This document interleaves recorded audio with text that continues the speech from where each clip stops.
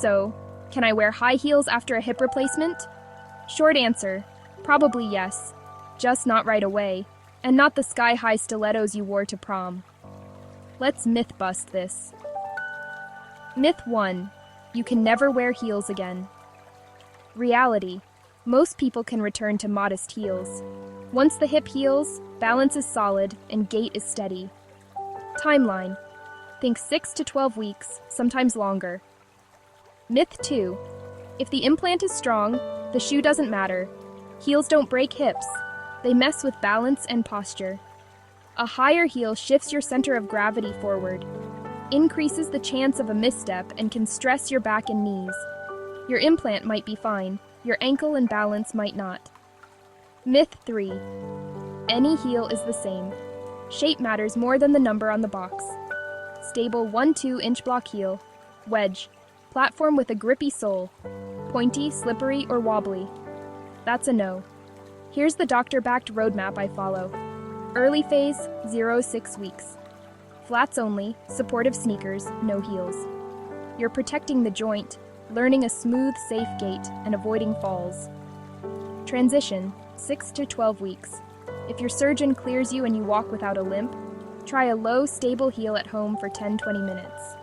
Use a counter or railing for support. If anything feels off, stop. After 12 weeks, ease into short outings on flat, dry surfaces. Keep heel height modest. Build time gradually. Red flags that mean not yet. You're still limping or leaning on a cane. Your balance feels shaky, or you've had a recent near fall. Hip pain, groin pain, numbness, new back or knee pain when wearing heels. Leg length differences or gait issues aren't fully dialed in by your PT. Pro tips that actually help. Bring the exact pair of heels to your 6-12 week follow-up and ask, are these okay for me now?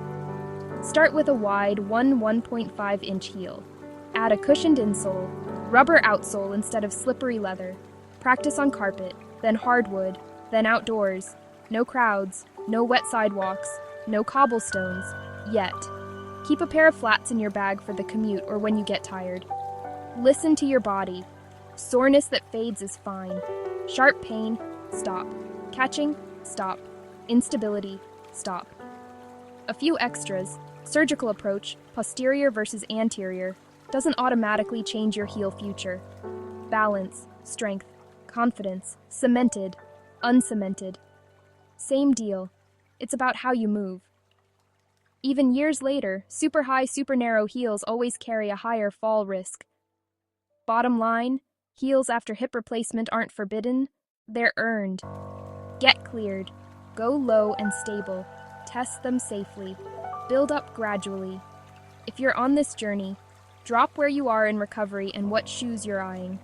I'll help you judge the risk and find safer swaps.